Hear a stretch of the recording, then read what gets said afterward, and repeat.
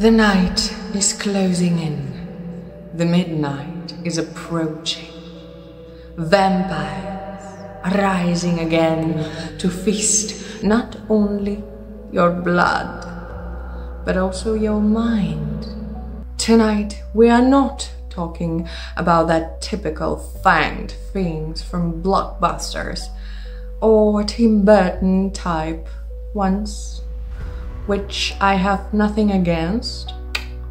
And there are tons of vampire movies with different level of violence and cringe that you've probably never seen, and good for you.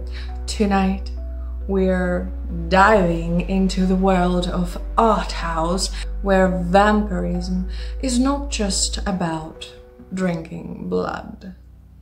It's about, sometimes, addiction, eternal loneliness, and inner conflict. Ouch. But in a dark and sometimes decadent form. The blood is also here, so don't worry.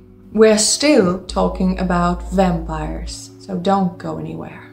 Think of it as a cinematic equivalent of a goth club at 4 a.m, brooding, dark, deeply existential, and a little bit frightening.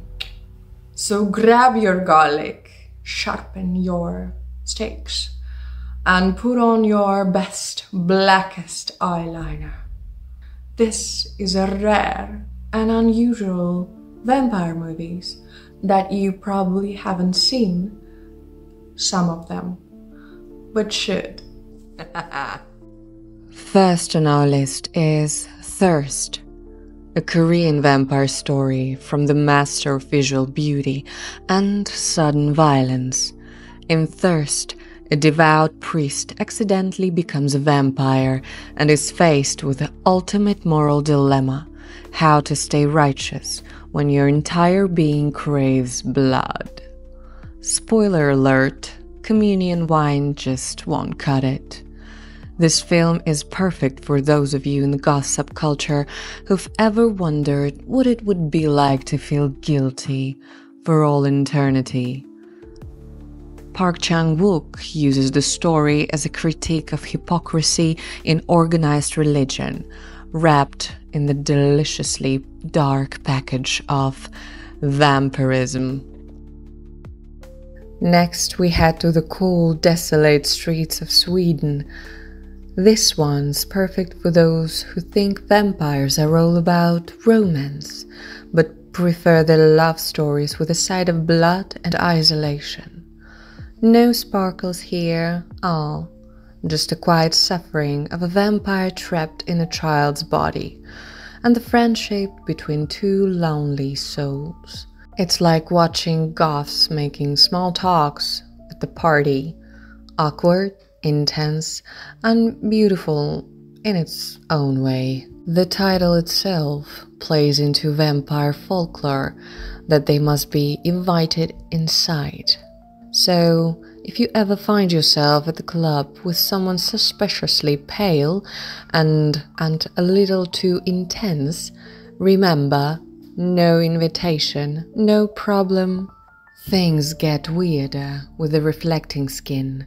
This surreal and disturbing film might not be your typical vampire movie, but it's gothic in the most twisted sense. It's about a boy who suspects his mysterious neighbor must be a vampire. But as the story unfolds, we're left questioning what's real and what's in his head. Disorienting, strange, and a little terrifying. The Reflecting Skin is often compared to the works of David Lynch, making it a must-see for any goth who appreciates the surreal horror. The ultimate art house goth dream. It's not just about vampires, it's about immortality, art, music, and all the things that make you feel deeply misunderstood. These vampires are basically your goth idols. They've seen it all, from Shakespeare's plays to Detroit's industrial decay. Who needs blood when you've got rare vinyl records? This film feels like a slow, late-night goth jam session in an abandoned factory. Here, vampirism becomes a metaphor for addiction. Black and white cinematography turns New York into a brooding landscape where a philosophy student, bitten and slowly becoming a vampire, questions the nature of evil itself. Is evil a choice, or it is something deeper? Heavy stuff, right? It's basically like if your goth friend become a vampire and then never stop talking about Nietzsche at 3 a.m. So yeah, this isn't your regular bloodsucker flick. It's an existential crisis with fangs. This satirical vampire comedy unfolds in the heart of the Polish countryside, following an eccentric vampire family. With a slow-paced yet witty narrative, it combines dark humor and sharp dialogues, evoking comparisons to the iconic Addams Family and their Gothic aristocratic attire. The film masterfully blends everyday absurdities with supernatural elements, creating a unique and amusing portrayal of vampiric life in Polish with English subtitles. If you are in search of something unusual and new, try this one. At least it's good for the mindset.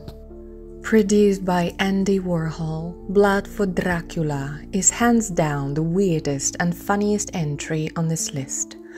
In this film, Dracula is on a desperate hunt for virgins, and he travels from Romania to Italy. And guess what? He's having some troubles. This movie is absurd, grotesque, and drenched in dark humor, and some moments are just unacceptable and hard to watch. As someone said, great, beautiful, and artistic trash. Udo Kier, who plays Dracula, became a cult icon for the goth community. I found it by accident and fell in love with it forever. It's one of the best modern vampire movies for me. It's unique, it has such an unusual vibe and atmosphere. I cannot even describe it so you could understand it completely. The music probably does 80% of the job, plus the slow and soft storyline.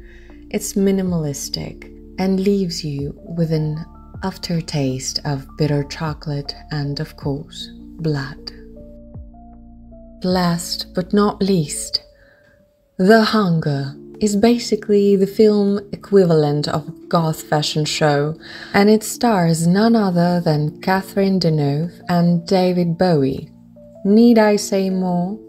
This movie is dark, elegant, and erotic with an undead twist.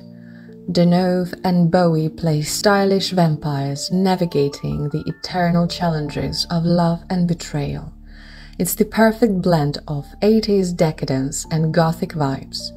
Oh, and the soundtrack, pure goth heaven, with music from Bauhaus, you know, Bela Lugosi's Dead.